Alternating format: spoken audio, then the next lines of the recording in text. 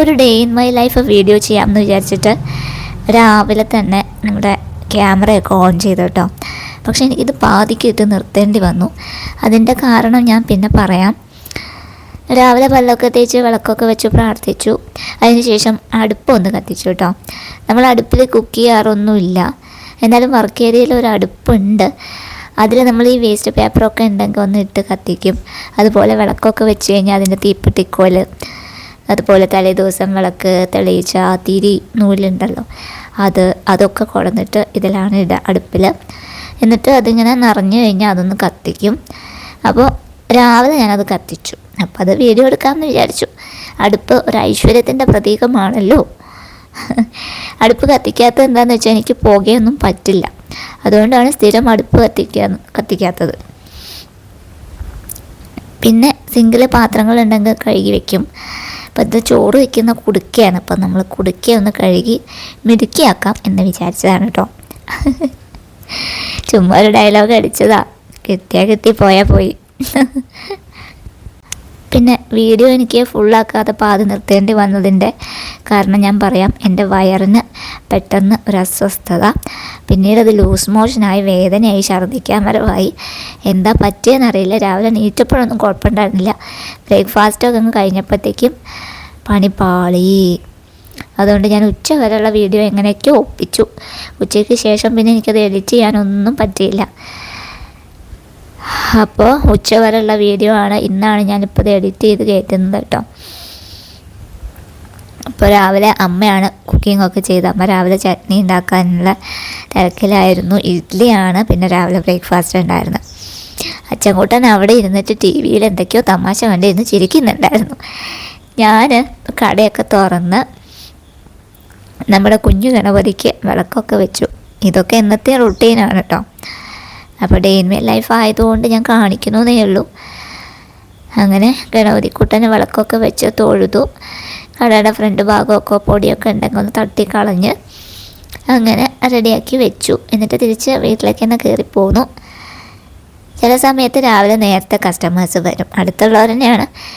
പകലൊക്കെ വരുന്നതിനേക്കാൾ രാവിലെ നേരത്തെയും സന്ധ്യയ്ക്കുമാണ് ആൾക്കാർ വരാറുള്ളത്. അപ്പോൾ കടയിൽ വിളക്കൊക്കെ വെച്ച് കഴിഞ്ഞ് താഴെ ഇറങ്ങി സൂര്യഭഗവാനെ ഒന്ന് തൊഴുതു. ഇതൊക്കെ എപ്പോഴും ഞാൻ ചെയ്യണതാണ്. രാവിലെ എനിക്ക് സൂര്യൻ ഉദിച്ചു വന്നു കഴിഞ്ഞാൽ വലിയ സന്തോഷം.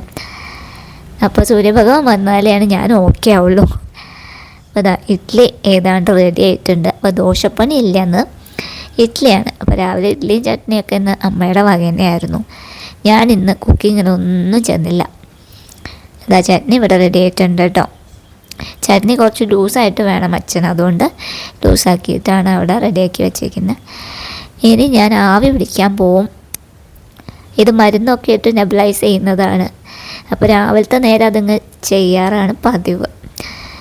അപ്പോൾ അങ്ങനെ രാവിലെ നെബുലൈസേഷനും ചെയ്യുന്നു.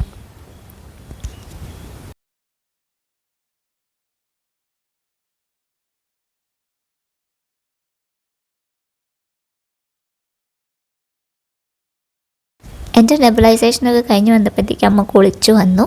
പിന്നെ അമ്മയുടെ പ്രാർത്ഥനയാണ്.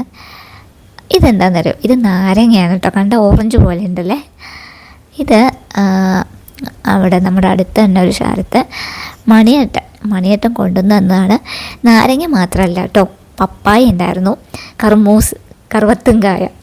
ഇത് അവരുടെ തൊടിയിൽ ഉണ്ടായതത്രേ, നാരങ്ങയും അതുപോലെ ഈ പപ്പായയും ഒക്കെ. അപ്പോൾ അങ്ങനെ അതൊക്കെ കൊണ്ടുവന്ന് തന്നു.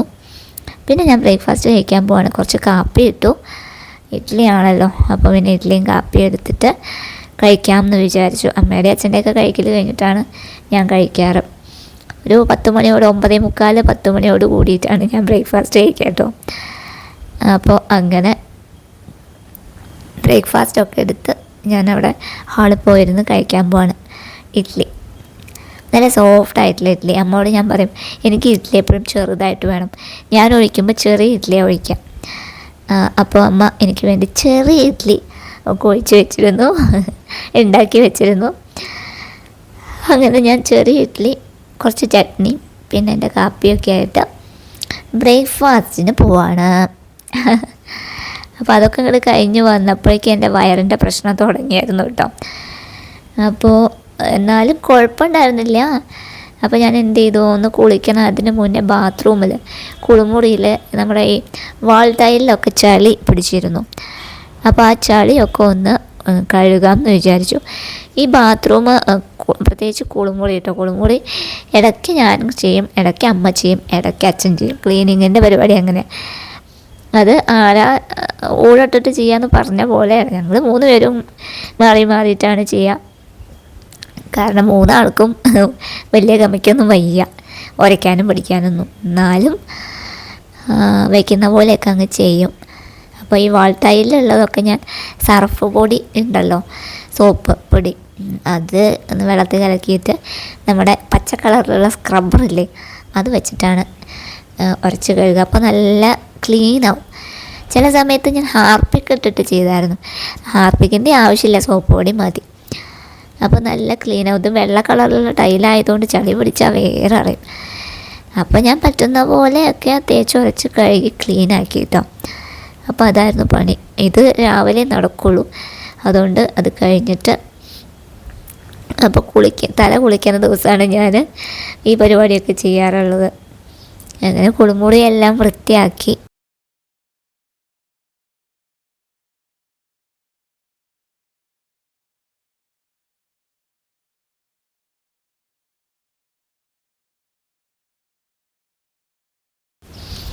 ഇപ്പോൾ ദേ ക്ലീനായിട്ട് നോക്കിയാൽ ചളി ഇങ്ങനെ ഇറങ്ങി വരുന്നതാണ് പിന്നെ വെള്ളം ഒഴിക്കുന്ന സമയത്ത് കേട്ടോ. അത് കഴിഞ്ഞിട്ടുണ്ടെങ്കിൽ നല്ല രസമായിരിക്കും നമ്മുടെ വാൾ ടൈല് കാണാൻ. ഇത് വൈറ്റ് കളറായതുകൊണ്ടാണ് ചളി പിടിച്ചാൽ വല്ലാത്ത ഇതാണ്. കഴുകി കഴിഞ്ഞാൽ നല്ല വൃത്തിയായിട്ട് തോന്നും. നിങ്ങളുടെ വാൾ ടൈലിലൊക്കെ ഇങ്ങനെ പ്രശ്നമുണ്ടോ, നല്ല ചളി പിടിക്കുമോ? കമൻറ്റ് ചെയ്യണം കേട്ടോ, നിങ്ങൾ ക്ലീൻ ചെയ്യുന്നത് എങ്ങനെയാണെന്നൊക്കെ. ഇപ്പോൾ നോക്കിയേ, കണ്ണാടി പോലെ തിളങ്ങുന്നില്ലേ? ചളിയെല്ലാം പോയി.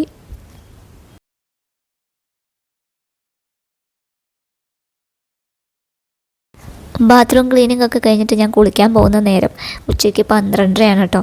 ഉച്ചക്കുളി പിച്ചക്കുളി എന്നൊക്കെ പറയുമായിരുന്നു മേമ. ഉച്ചയ്ക്ക് അങ്ങനെ കുളിക്കാൻ പാടില്ല അത്രേ, ആരോഗ്യത്തിന് നല്ലതല്ല. ഞാൻ എപ്പോഴും രാവിലെയാണ് കേട്ടോ തല കുളിക്കാറുള്ളത്. എന്തായാലും ഒന്ന് ഉച്ചയ്ക്കാണ് കുളിച്ചത്. അതൊക്കെ കഴിഞ്ഞപ്പോഴത്തേക്കും വയ്യാണ്ടായി. പിന്നെ ഉച്ചയ്ക്ക് ഒരു പിടി ചോറും ഇത്തിരി കാച്ചിയ മോരും മാത്രമാണ് ഞാൻ കഴിച്ചത്. കറുവത്തുംകായ കൂട്ടാൻ വെച്ചിരുന്നു അമ്മ, പക്ഷെ ഞാൻ കഴിച്ചില്ല. അതൊക്കെ എനിക്ക് ലൂസ് മോഷൻ കൂട്ടുകയുള്ളൂ ഈ കറുവത്തുംകായൊക്കെ, അതുകൊണ്ട് ഞാൻ കഴിച്ചില്ല. പിന്നെ ഇത്തിരി ചോറും കാച്ചിയമ്പോഴും ഒരു നുള്ളു ഉപ്പ് ഇട്ടിട്ടു, അത് മാത്രം. ഒരു 2 കഷ്ണം പപ്പടം പൊട്ടിച്ച് വറുത്തുണ്ടായിരുന്നു, അതും കൂട്ടി കഴിച്ചു. ഇതിന് ശേഷം വീഡിയോ എടുക്കണം എന്നൊക്കെ ഞാൻ വിചാരിച്ചായിരുന്നു, പക്ഷേ എനിക്ക് അപ്പോഴേക്കും തീരെ വയ്യാണ്ടായി. പിന്നെ ഞാനൊന്നും ചെയ്തില്ല കേട്ടോ. അപ്പോൾ മരുന്നൊക്കെ കഴിക്കുന്നുണ്ട്. അപ്പോൾ ഇന്നത്തെ നമ്മുടെ വീഡിയോ ഇത്രയേ ഉള്ളൂ.